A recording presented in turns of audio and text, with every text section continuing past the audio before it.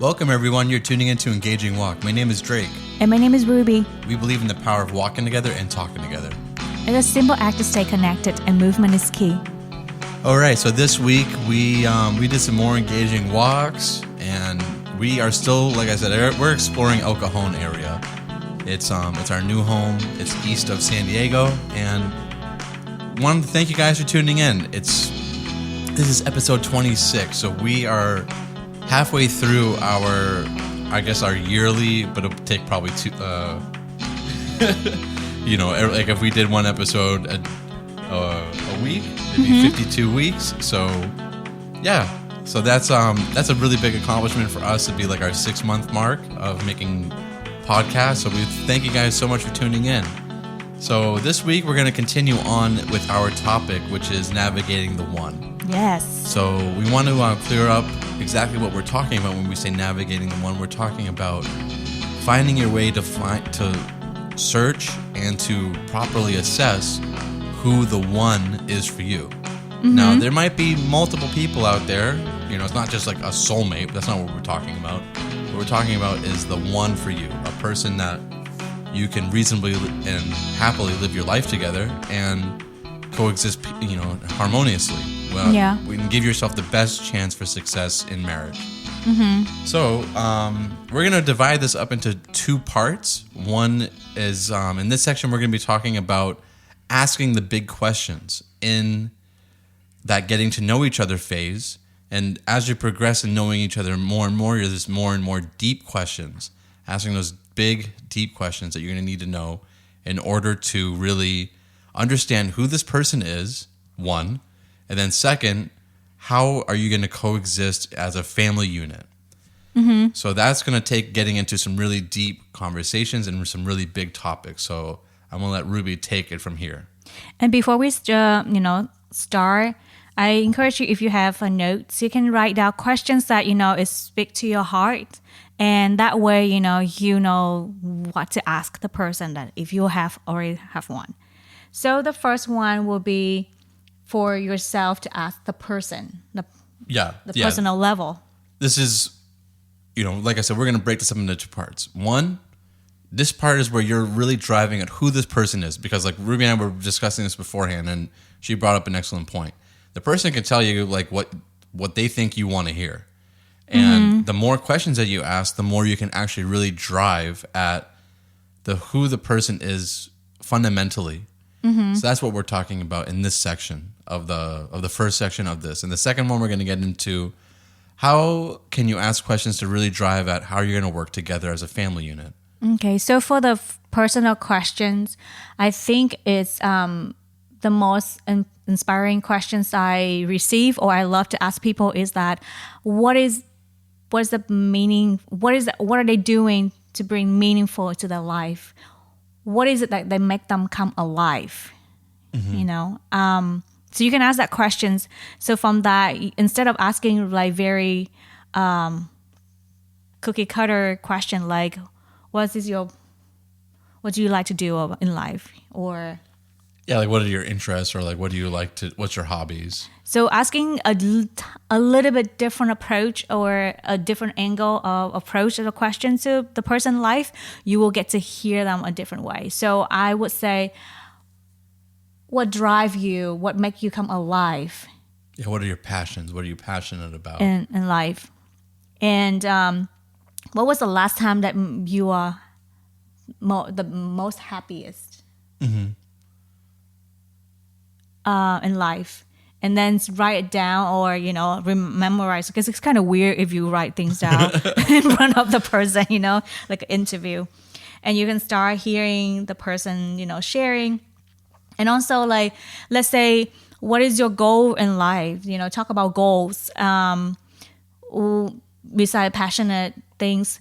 So if the person already mentioned, like, oh, yeah, for example, I love to be a good swimmer, that I feel like I become myself when I in the water swimming, for example. And you can ask, okay, so are you a swimmer, a professional swimmer right now, or you're still working on that? So if the person answer like, oh, I'm already in that and I'm trying to work harder, this person intentional with their life. Or the person said, oh yeah, I'm gonna do it in the future. And you can ask like, so are you plan? How is it for you to move forward from here? What is your practical steps? And so based on the answer, you also know like, are they intentional with their life or not?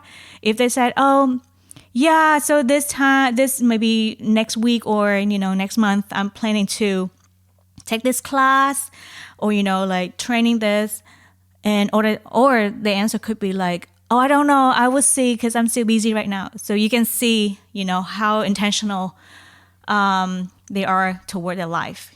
Yeah, not just intention, but you also see how much drive they have, how much will they have to succeed, and how much determination and vision they have.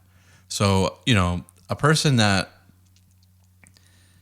kind of like just sits on their dreams and like puts them aside, and you're like, okay, well, maybe this person's not the right person for me. If you start seeing these things, or a person that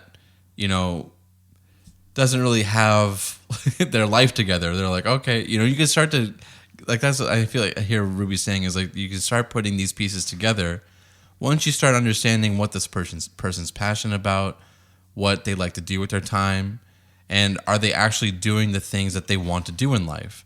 And if they're not, why not? Some people might have a good reason.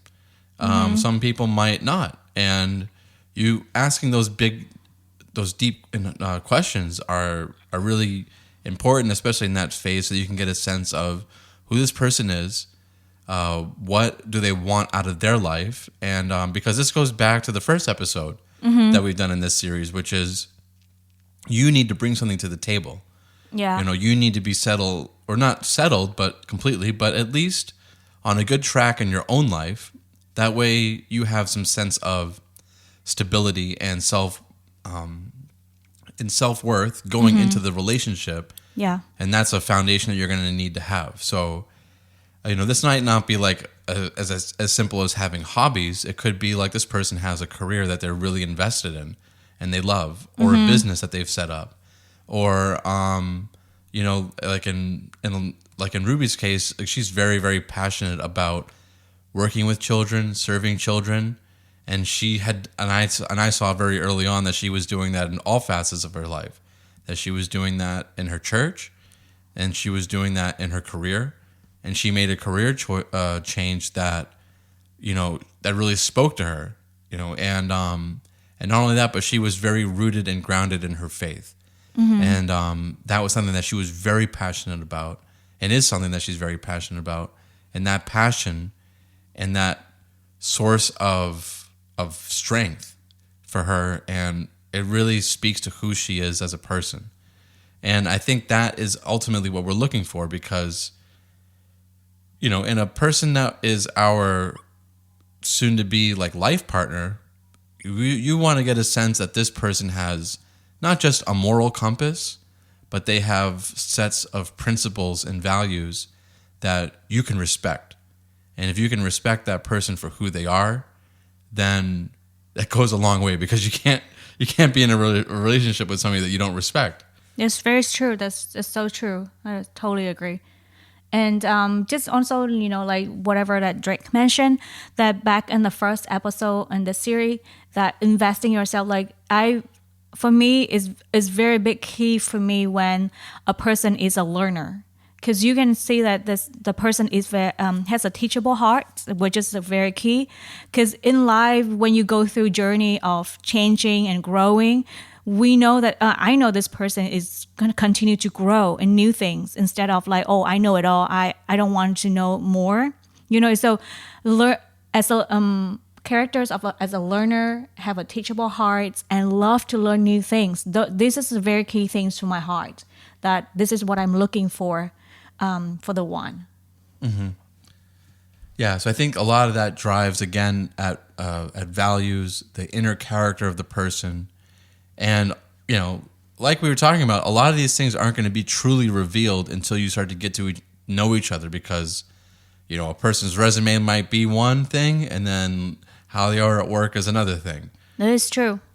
But at least you can sort of like put your detective hat on, not interrogate the person like, CIA style, but at least like put yourself out there and save some time and really ask these deep questions. That was something that really happened in our relationship early on, and I was thankful for, because we got to know each other on a deep level very quickly through asking these questions and through understanding each other. So I think, and particularly in myself and Rubie's case, was we asked a lot of questions about.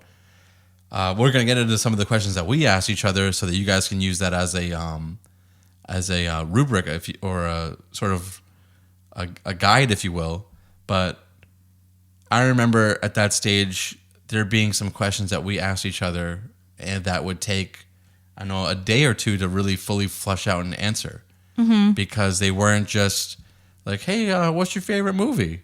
There were more questions like, how do you feel about children, and like, do you want to have children? And we'll get into some of those questions. Actually, let's dive into them. That's a good time to get into it. But yeah, these questions that we would ask each other, they wouldn't take it's not like these types of questions that you can just answer in a minute. Yeah. They're questions that you're going to have to keep coming back to, and really truly understanding each other's position and seeing if you are compatible.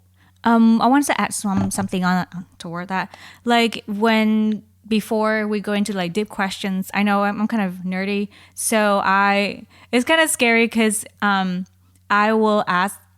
I love asking questions, so it's kind of intimidating for a guy to use so many big questions.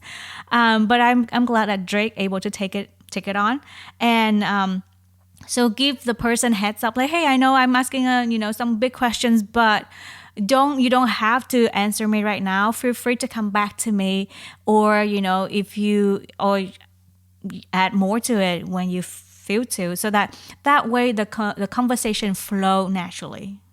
And one of another thing that I ask for about another person to know the person, I will ask about faith. For me, faith is a big thing, and one of the very big reason that relationship won't last or marriage won't last because of the faith. So let's dive into that. So right on, I think the second or the first date, or even we texting stage before we even meet, we're talking about faith.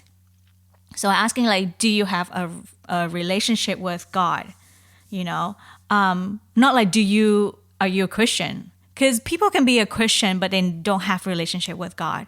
So asking him, do you have relationship with God? What does it look like for you? How do you maintain the relationship with God? By asking those questions, you can tell, like, does this person really spend time with God? Does this person really know God or not? Because people can go to church and have nothing to do with God, or no interest at all in the Bible, no interest at all in growing the relationship with God. And maybe you can ask, like, do you have any mentors in the church or in faith? How do you grow? How did you grow in faith? Or, things like that. You can check, like, is this person intentional to grow with God?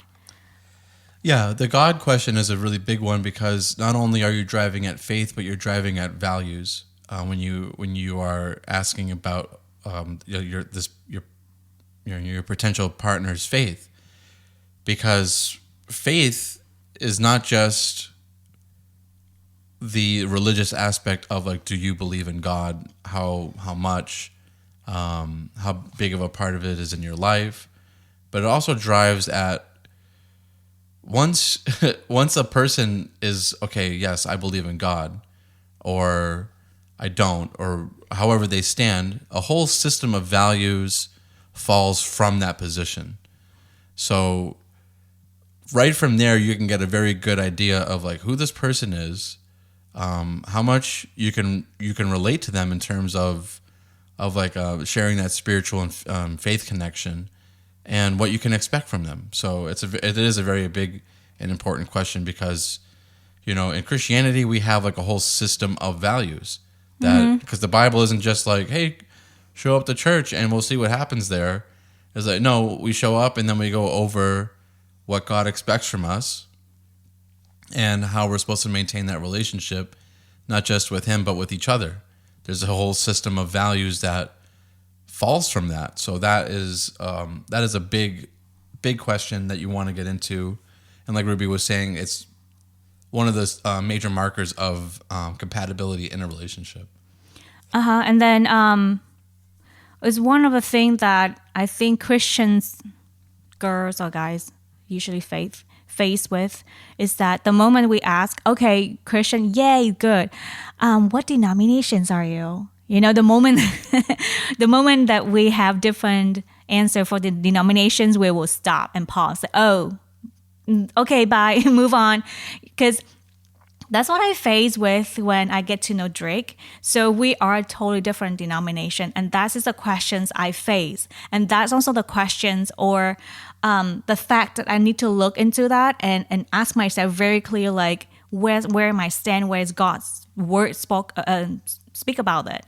So I'm more like charismatic. Yeah.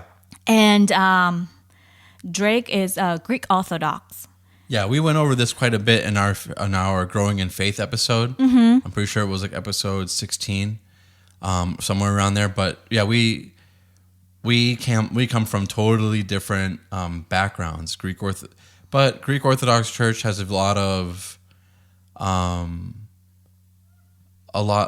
traditions and a lot of, how I put it, it's a very rooted system of beliefs that comes from the earliest times in the Christian faith. Mm-hmm. And they take a lot of pride in that. And that pride, you know, in some cases helps establish the church. In some cases, it kind of hurts the church.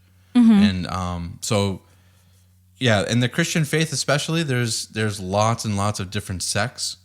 There's lots and lots of different interpretations. And a lot of different emphasis. Mm-hmm. So but we ultimately came together in the sense that we both love God and we both love the relationship aspect and we both love seeking God out. Yeah. We have different approaches because I think fundamentally men and women seek it out differently. But that underlying stability, that underlying goal is still there. Mm-hmm. So what I'm trying to say is that even though we are different denomination, so I'm asking myself a question: does this person have personal relationship with God? Do I have personal relationship with God? And how? Because even if we marriage, I still have to maintain my relationship with God, no matter what. And so, what is it that we bring to the table in terms of relationship with God? And we agree on that. Okay, let's seek God out, just like Drake mentioned. And so, everything that we have something different in our denominations, we will bring it back to the Word of God, and we really like dive into. Okay, what does the Word of God say about it? So having a different denomination is not a bad thing, but I would talk more into that. How did I navigate in terms of faith? Because the next episode we're talking about seeking out the counselor. Yeah, seeking out mentorships in terms of an outside perspective. Have mentorships in faith, that those that work before or walk before you will help you to navigate it as well, you know. So, but we will save that for the next episode. But what I try to say about faith here is not a deal breaker if it's a different denomination. As long as you know who that person is and you know their relationship with God, it can be like coming to the common ground. Yeah, definitely. And then, well, we talked a bunch of different topics. The one was God. The second one was finances. So here you want to get into each other's finances. This is something that you probably want to do later on. It's like kind of like awkward if you're like, hey, how you doing? Let's talk about finances, you know, but. Oh, I have a good transition. Do you want to hear it? Yeah, let's hear it. So let's talk about God, right? Blah, blah, blah. And then say, oh, by the way, do you tithe? Tithe. So tithe was something that kind of weirded me out at first because my family, interestingly enough, got excommunicated from the Greek Orthodox Church for this reason. Now, maybe I'm going a little too personal, but whatever. We'll just keep going. So I remember being really upset about this when I was younger because I'm going to go off on the church now. They took my money. I'm going to move on. No, it was. So what happened was my mom got divorced. And so she was with my dad, obviously. And my dad and my mom separated and then divorced. And mind you, at this point, I'm 6 and I'm the eldest of 3. So I'm like 6, 5, and 4. And my mother was a very young woman. She was probably only like 25, 26 at that time. You know, I'm way older than that. And so I can look back and understand how much stress she was under at that time. And mind you, this wasn't that long ago, but still back then, divorce was not acceptable in the church. Mm-hmm. So she was basically on thin ice. You know, they were upset with her because of that. And I remember during that time, I served in the altar. So I basically helped the priest. Now, in the Greek Orthodox Church, there's a very loving relationship between the altar, the boys who serve in the altar, and then the priests. And you're much more comfortable with them because, unlike in the Catholic Church, the Greek Orthodox Church priests are required to be married. And they have their own children, and they're very approachable. You know, they're very nice fatherly figures. And so I had a great relationship with our priest there. And eventually we got kicked out of that one because of the divorce. And then we had to move on to another one. And then she got excommunicated from that one because of, I think, of not tithing.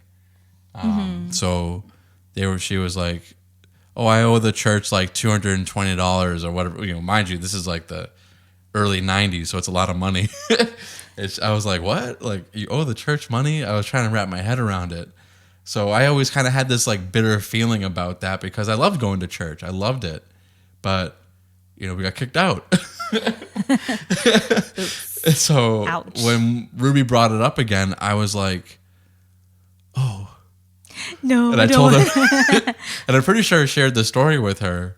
And then, yeah, so, but that was a new thing for me to get over because I didn't have a good relationship with this idea of tithing because of that bitter feeling. Mm-hmm. But as I grew in the church that we go to now, I see it as not just an expression of love for God, but I also see it as an expression of building the church and giving the church revenue so that the church can go on and do great things.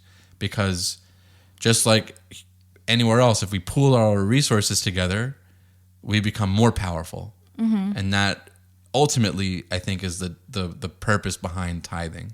It's not, you know, there was a comedian that said, there's a very cynical approach, although he's a very great comedian, but he had a joke that said, like, God is so omnipotent and omniscient, but he can't seem to figure out money.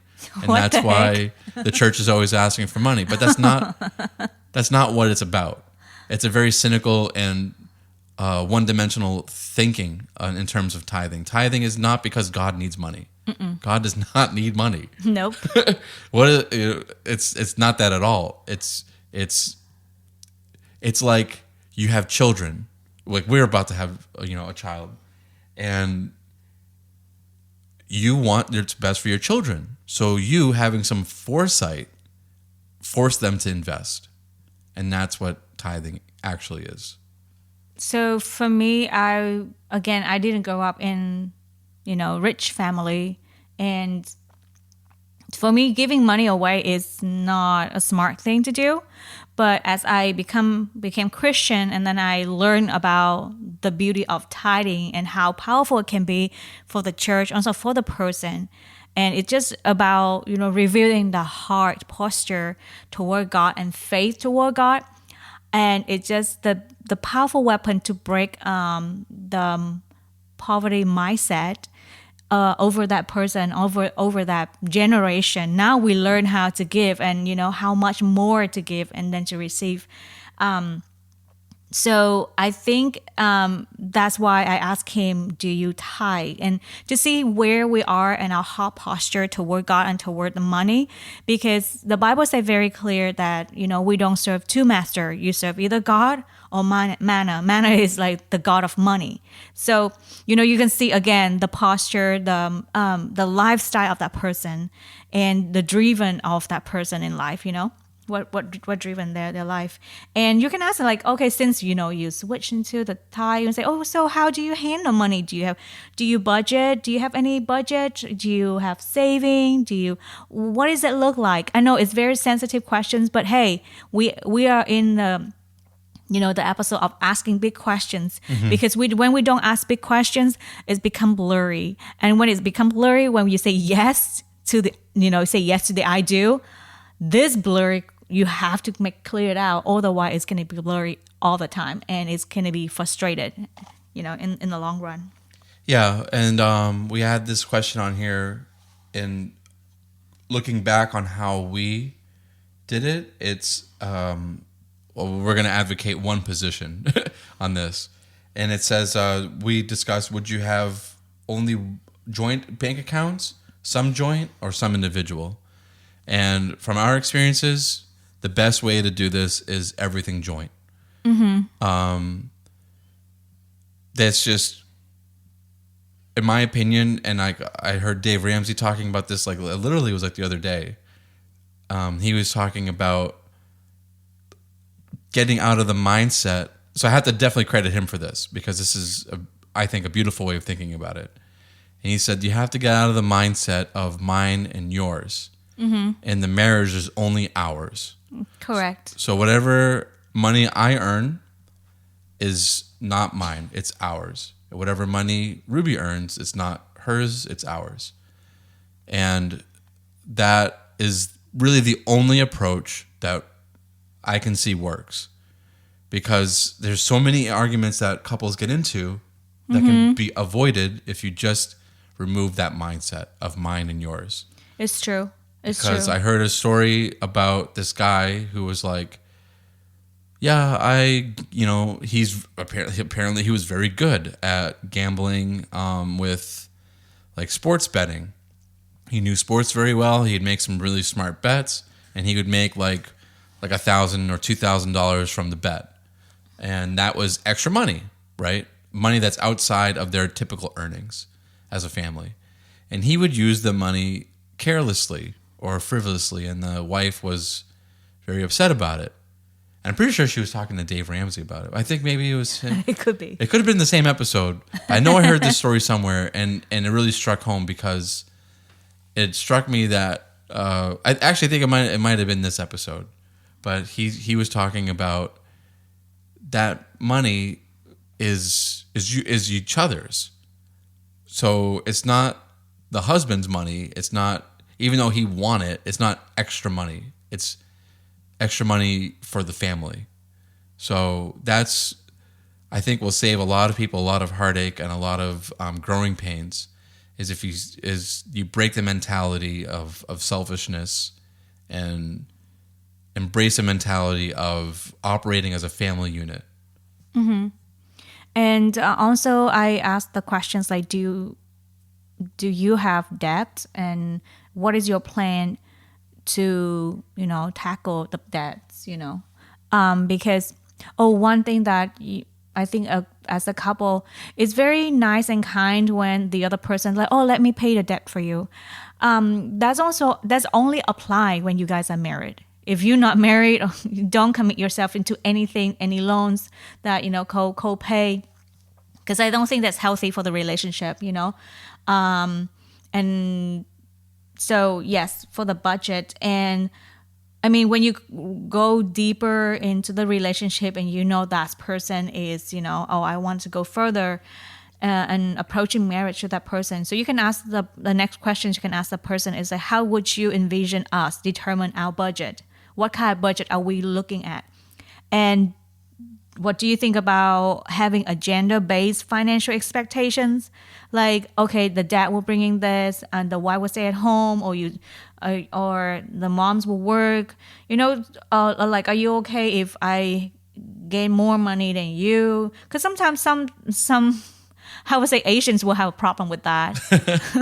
I don't know, but some things that you need to ask is better to ask than that gender-based financial expectations. Again, if we go back to that mindset of our money, then that really goes a long way, especially when you have a single income where the husband's working and the wife isn't, or the wife is working and the husband isn't. The other person is they're still their money. It's not just because they're home not working doesn't mean that they don't have access to money. Yeah. So getting rid of that mindset and embracing that us mindset is really the way to go. And it's not just like one day and then you understand that. It's going to be like a period of time when the couple work on it. Because I remember there's a time that I have to stay at home. And for me, not working and stay at home is frustration. I was frustrated, but Drake came home and said like, "Hey, you still have money. Go enjoy your life." Not like I'm spending recklessly, but it just like encouraged me like, "Hey, our money is not yours, it's not mine, it's our," and he trusts me to use it wisely. So yeah, it was actually. Is it okay if we share the journey about credit, like developing your credit? Briefly, because we need to jump on something else. Yeah, another thing is like helping each other when you have, let's say one person is more financially savvy in terms of like developing credit. But this is only applied for a marriage couple. Only applies for marriage couples, of course.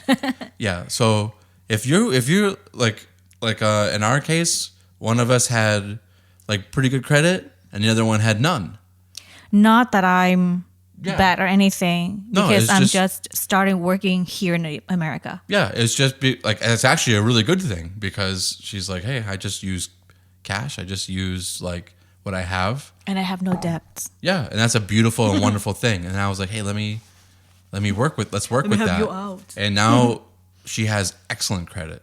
Woo woo! Praise the Lord. Yeah, that's a thing that you can help each other, especially if you. If you work together and you have that our mindset again. Next topic is definitely one that you're going to want to talk about. I'd say that the first three are relationship killers: God, finances, and then children. Yes. So you definitely want to. Again, this is not something you want to do on the first date. No. These three topics you're going to want to do on like maybe the third or fourth or fifth dates. Maybe six. Oh, like you guys are serious, you know? Because we got serious very quick, you know? So that's why we dive in. But with children, you don't want to be like, hey, what are your finances like? Do you want to have children? Do you believe in God? That person's like, bye. The person's like, hey, I thought we were going to have coffee. No, you got to interview now. But you definitely want to understand where you stand with children, because the idea of getting married, spending 3 years together, and I'm just kind of like thinking about it now because unfortunately I do know people who have gone through this, people who didn't deserve this to have happen to them, and then finding out that your spouse does not want to have children when you do it's very hard. Yeah, it's not fun.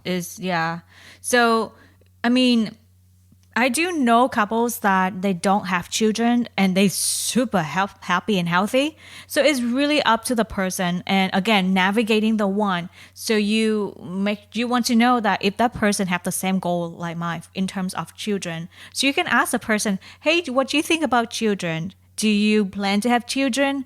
How many children do you think you want to have? Because it can be a different numbers, and then here we go again. Yeah. And then you also want to discuss particularly if you're in your 30s or in your late 20s, around there, a timeline. Once you start getting serious of like, hey, when would you want to start having children? When do you think would be a good time? How many? Does that fit into the timeline? Yeah. Because, obviously this is something you want to discuss with a doctor, but, the later on for a female is more and more difficult. So always keep these things in mind when you're discussing that as well. And then also, once you get through that, how do you want to raise the children? What sort of discipline approaches do you want to have?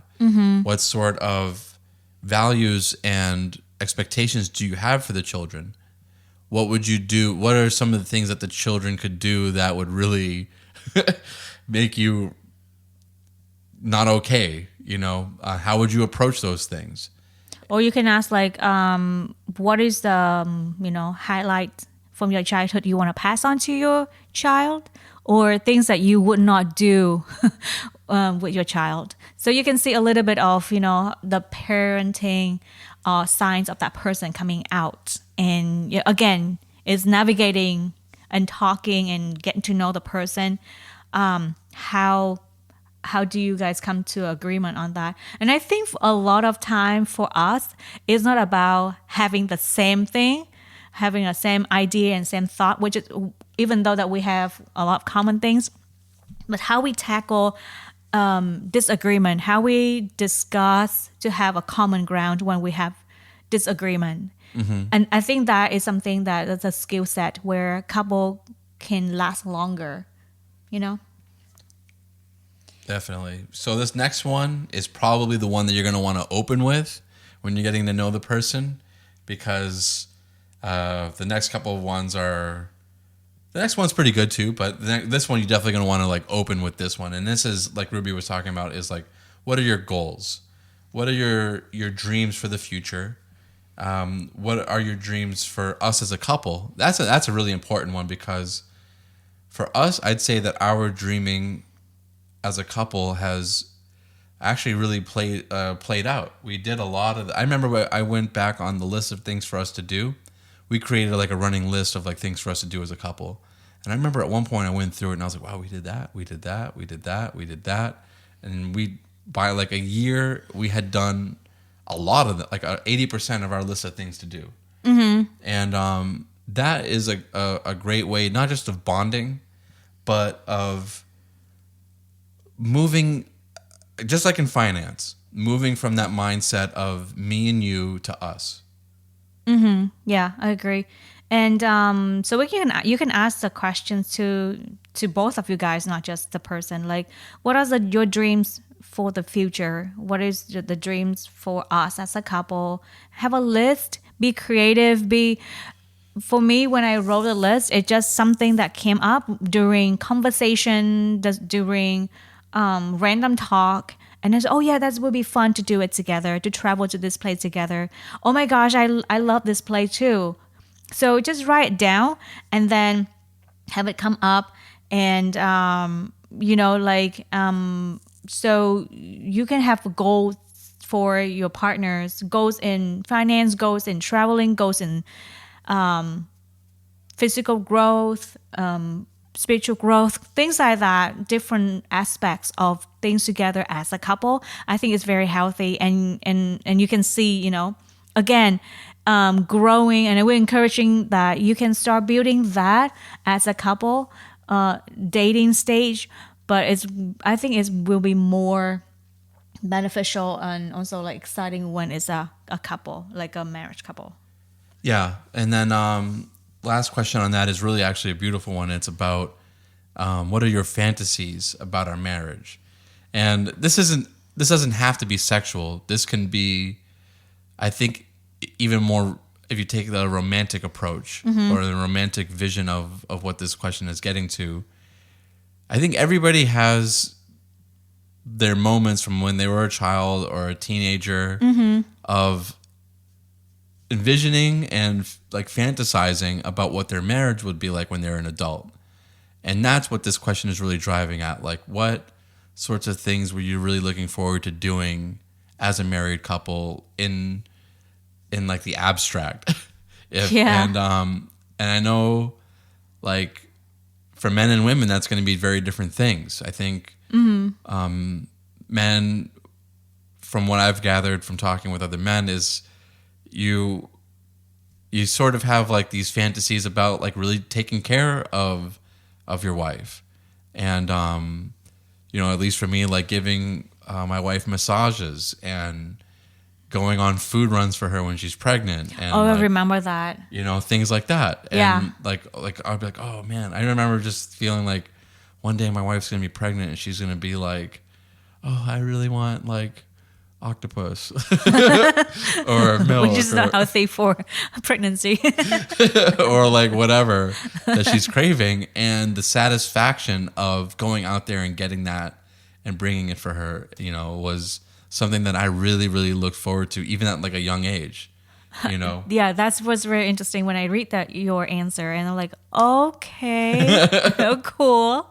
But for me, I think there were two things that about my dad popped up that like I love to see my husband that investing into the family. Like he had plans for the family. Oh, this week we're gonna do this. Oh, we're gonna sign up you for this class. Something like a vision for the family. And I'm just there, And also, the next one is that seeing my dad cooking in the kitchen is so nice. something about a man cooking in the kitchen is just so romantic. I didn't say that to Drake, but Yeah. I shared with him after the marriage while he cooking in the in the kitchen. All right, this next topic goes along with that, and that's questions that regards the household. So we're gonna just we've already covered quite a bit of topics, and some questions. So this one we'll just kind of go through more quickly, and that's like questions regarding how will we manage our home in a way that honors us both. Who's gonna take whose last name, and where would you want to settle down? That's a big one, and have a home. Do you want to purchase a home? Do you want to rent for the rest of your life?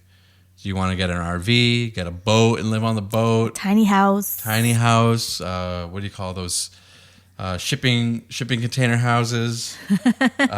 Where do you want to live? Yeah. Which city? Or And then what kind of pets would you want to have in the house? And obviously we have Boba, the corgi, our little dog. She is the best. Yeah, I'm glad she's that sweet. we're both dog people because we have such a great time raising her together. Mm-hmm. And then this, so those are two questions that you could like really get into, like maybe early on, maybe more so like pets, asking questions about pets. And then as the relationship grows, you can ask more questions about where would you like to live, and then and as the relationship grows, how would we live together? What would that look like? And this last section is probably going to be the last section that you want to talk about once you have a very good idea, rather, that this person is a really good choice for you, and that you're going to work very well together in a relationship, is getting to the topic of intimacy and sex. No, we don't talk about like having sex before marriage. We talk about like as we approach, after we approach marriage, how does sex look like, and it should be discussed before it, because what I learned is that is to be honest, it's not comfortable for girl to mention that, but as I walk through my journey and also walk through my like hearing different in text, and I think it's better to have a conversations and it's clear and expectations is there, because without that you can run into so many problems, just like children. Yeah, and it sets a good expectation and good healthy sexual communication to discuss it first. Mm-hmm. So if you have a clear understanding and can have these conversations about sex before marriage, and have an understanding of like, hey, who is this person as a sexual person? What do they fantasize about? What are their sexual needs? What are their intimate dreams? And how often do they want to have sex? And like what makes them aroused and excited? You could talk about these things in a healthy way as you're getting closer and closer to marriage. And that way, once the marriage night comes, it's a very beautiful experience. And then from there, you can grow sexually because the sexual chemistry between you as a married couple is very important. It's but it's an after effect of the love and the trust and the main parts of the relationship, that is the love, the trust, the honor, the respect, and the coexisting together in a way that is beneficial and growing for both of each other as individuals. It will naturally lead to that. Mm-hmm. So that desire, that healthy sexual desire is, again, an after effect of all of these things culminating in a oneness relationship. Mm-hmm. And that's what the act of sex is. It's that the physical act of becoming one. Yeah. So having a good roadmap of how that's going to look like and discussing it will make sure that you both are on the same page, and will make sure that you both have your sexual needs and desires met. Mm-hmm. And again, it's like I have to clarify. Sex is beautiful and it's God created for human. Because it's not about lust. It's not about sexually desire for another person. It's a beautiful journey for two people committed together. And like you said, like it's a byproduct of love and commitment. And a little bit sharing my story. And so I didn't have. Drake was my first kiss.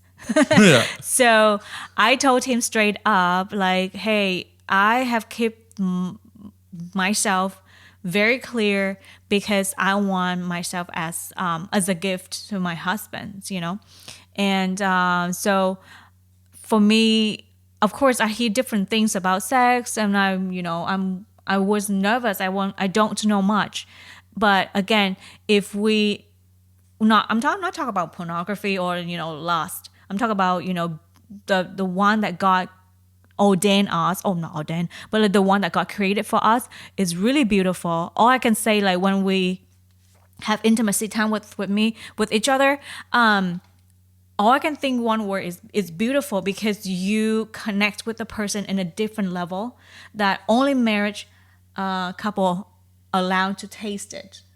And that is different, And so, yeah, I just encourage you that discuss these hard questions with the person.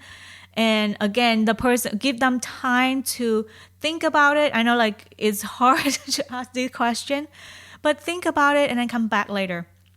And one of the reasons that, not one of the reasons, we did this through typing because he was on deployment. And so it was a good timing because it gives me not face to face with him, but also have time to write things down and think through it. Mm-hmm. So if you're comfortable talking to each other, go ahead. If you say like, hey, let's text or write down, but I encourage is in person. The reason we couldn't do it in person because he was away for work. But I think that would be it. Yeah, there's a couple of other topics that we missed, but we can go over them just very briefly, and that will be discussing things that relate to family and friends. This is actually a really important one, and it's like how, especially like how you want to deal with parents. In our cultures, we talked about this before in the familial problems episode. Is in our cultures, we don't believe in putting parents in nursing homes. Also, having a clear understanding of each other's communication styles. Obviously, this is going to happen over time. It's just like, hey, this is my communication style is this. And then it's actually something different, But at least understanding what what sort of things stress your partner out? What times do they need to be alone? What are their pet peeves? And then how can you expect to stay connected throughout the day? Now, for everyone, this is going to look a little bit different because, people work, and some people are more or less available during work to communicate. And having boundaries about that is also very important. Mm-hmm. So we'll leave it with that. We discussed a lot of topics here that are going to really drive at deep understanding of each other. And if you wrote a bunch down and you like them, they work for you, or if you have others that you'd like to recommend, let us know in the comments. Also, we want to make sure that we're letting you guys know that we love it when you guys subscribe and recommend the show to new friends and family and people that you think might really benefit from having a discussion about relationships, marriage, and the topics that we like to discuss here on Engaging Walk. And as always, we love you guys. We thank you. Check us out on YouTube. We recently posted a new video. It's about our road trip to Yosemite and Sequoia National Parks. You can find that on our YouTube, which is Engaging Walk. And we love you guys. Thank you guys for tuning in. So for this week's assignment, pick out 5 of the questions that we went over in this podcast, and make sure that you have a clear understanding of how you feel about those questions, and then ask your partner ones that you'd like to talk with them about. Maybe these are questions that you haven't gotten into, or questions that you would like to ask a future a partner when you are going into that dating stage if you're single. And if you are married, you can still ask your spouse and ask and check if the answer had been updated, because sometimes life change and their perspective change. So keep them updated, keep yourself updated too with the answer. So for the next episode, we will talking about searching for counselor. Yeah, so just like in normal aspects of life, everyone needs a mentor to get them through difficult and really challenging aspects of our lives, and marriage can be challenging. Mm-hmm. So navigating who the right person can be when you're in that dating stage can be very challenging, and then having that outside perspective is going to be really important. Yeah. So we're going to cover that in next week's episode, and thank you guys for tuning in. My name is Drake. And my name is Rubie. And we are signing out. Thank you. Bye.